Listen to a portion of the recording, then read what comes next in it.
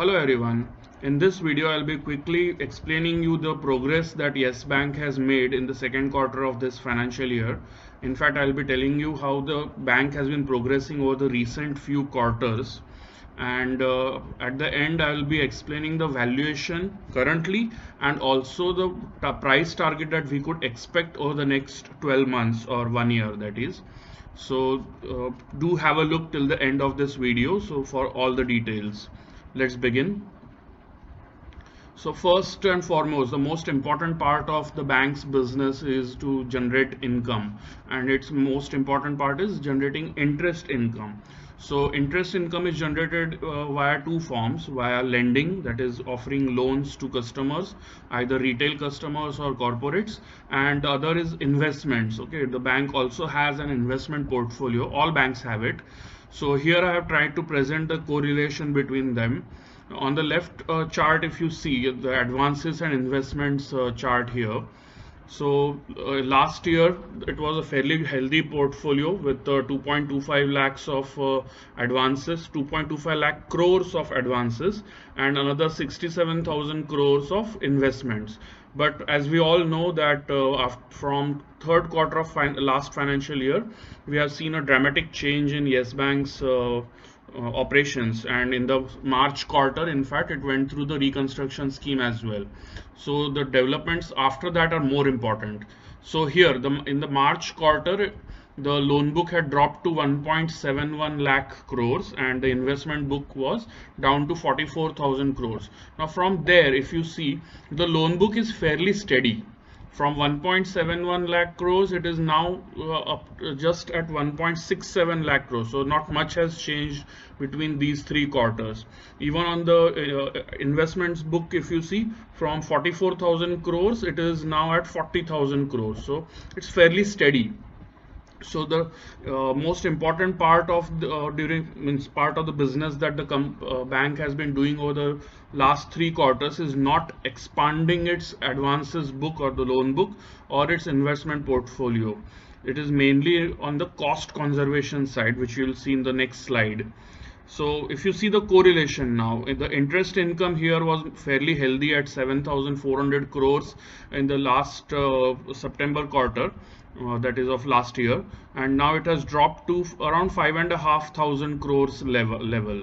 Okay, for the last 3 or 4 quarters, if you see, it's fairly steady at around 5,200 to 5,500 crore range. So this is expected to remain like this until the loan book starts expanding. Okay, so in the coming quarters, if we see the loan book expanding from 1.67 lakh crores, if it goes towards 2 lakh crores for the next 2 or 3 quarters, then we'll see a increase in interest income as well. Okay, so we will have to wait for that in the next few quarters. Now let's move to the most important cost factor. The most important cost for any bank is the interest expense, and the interest expense is because of the deposits that it has and the borrowings it has made from the market. Okay, so I've brought these two charts alongside each other. On the left, if you see, last year's September quarter, the deposits were over 2 lakh crores and the borrowings were almost 1 lakh crores. So the total was slightly over 3 lakh crores. From there, if you see the next 4 quarters, it has slid down to just under 2 lakh crores now. Okay, the deposits is at 1.36 lakh crores and the borrowings are at around 63,000 crores. So the total is just under 2 lakh crores. Now from March quarter, if you see the progress, okay, from March quarter, the deposit which had shrunk to just 1.05 lakh crores, it has started improving. So it is not improving as fast as it had fallen down, but still it's a healthy improvement. And remember, we are going through a COVID affected period right now. In fact, the June quarter was severely affected. The September quarter was little less affected, but still it's not completely back to normal yet. but still the improvement in deposits figure is fairly decent on a quarter-on-quarter basis. So from 1.05 lakh crores, it has improved to 1.36 lakh crores in the last 2 quarters. At the same time, the bank has managed to reduce its external borrowings from other banks and RBI. RBI's special liquidity facility was completely repaid. The special liquidity facility that RBI had made available to Yes Bank during the reconstruction scheme of 50,000 crores, the Yes Bank has already repaid it completely before the end of second quarter. So maybe that is the reason why the borrowings figure has dropped to 63,000 crores. Now if you see the correlation, as the total borrowings and the deposit figure has dropped, we can see that the interest expense figure has been dropping. Okay, from around 5,200 crores in September of last year, the figure has already consistently dropped and it's now under 3,300 crores for the second quarter of this financial year. There is a possibility that it might continue to drop for another quarter or so until we see the total borrowings plus deposit figure increasing. Okay, so as and when we see a improvement in this figure, with a lag of 1 quarter, we'll see the interest expense also start to improve. So as of now, as I had mentioned a few minutes back, the bank's primary focus over the last couple of quarters was not to expand its loan book, but mainly to control its costs, and the most important cost was interest expense, which it has done fairly well. Even on the operating expense front, it has managed to reduce its cost by more than 20%, and because of that the operating profit margin has definitely improved. Okay, now the important developments that happened in the second quarter for Yes Bank, the most important development was it managed to raise around 15,000 crores via follow-on issue. The follow-on issue happened at a price of rupees 12 per share. So around 1,250 crore shares were issued to various investors, most of them institutional. There was very little retail participation in this follow-on issue, unfortunately, but institutional investors did pour in a lot of money, and because of that it was a successful fundraising. So this helped Yes Bank repay the 50,000 crores special liquidity facility from RBI. Okay, part of it was repaid before the end of June quarter, but a major portion was repaid before the end of September quarter.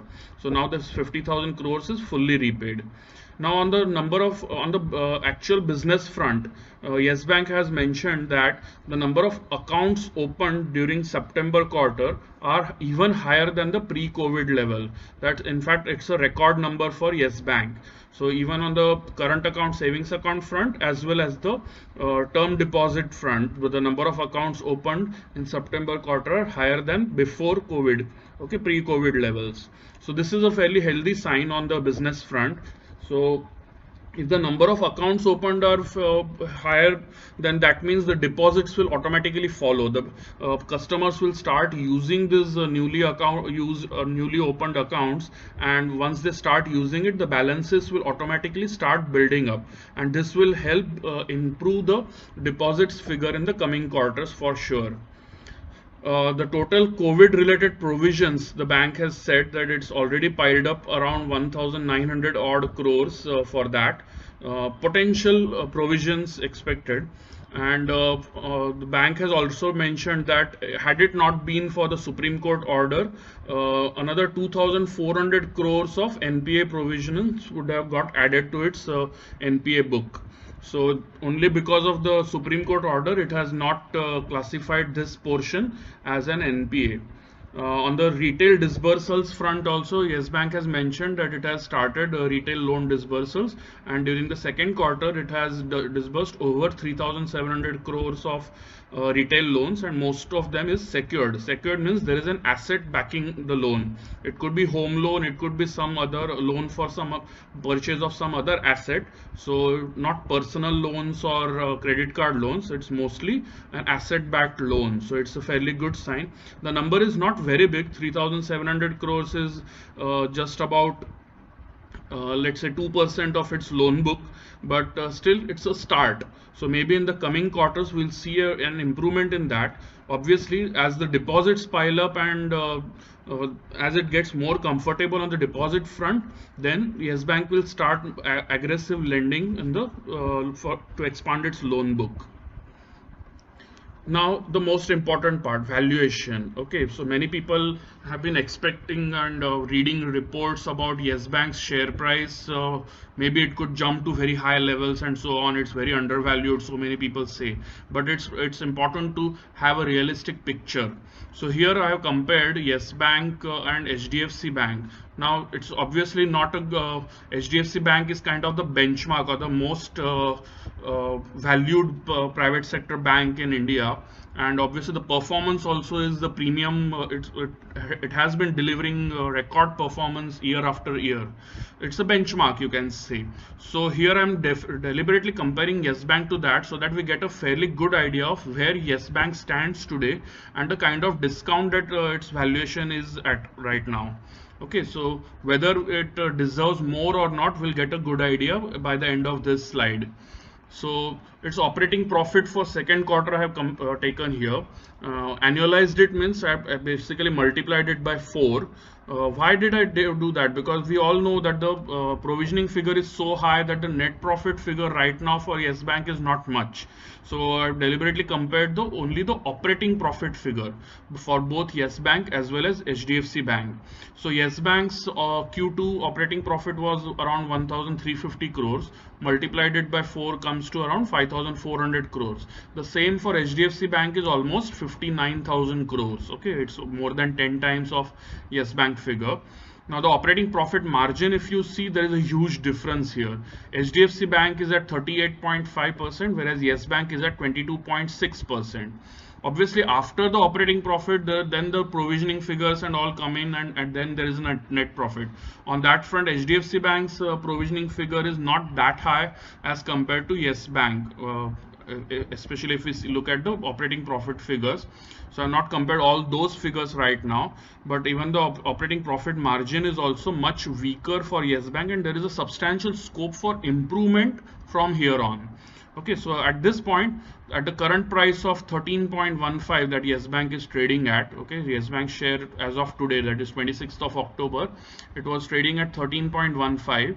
So at this price, its market cap is around 33,000 crores. Okay, so this market cap, if you see, it is at around 6 times the second quarter operating profit annualized. Okay, so 6 times. If you look at the same for HDFC Bank, it is at 11.4 times. Its market cap is 11.4 times its second quarter operating profit annualized. So now, is this fair? I think if we look at HDFC Bank, if we consider it as a benchmark, then Yes Bank's multiple of 6 is not too cheap. Okay, considering its performance, it has got a weaker operating profit margin right now. It has got lots of provisioning to be done. It has to do, in fact, it has given out around 90% of its operating profit as provisioning, NPA provisioning right now. So considering all those factors, I would say that this multiple of 6 is not cheap for Yes Bank. So 6 to 7 would be a fair value range. I cannot call it cheap, I cannot call it expensive. So at this price of 13 rupees, I would say Yes Bank is already fairly valued as per its current performance.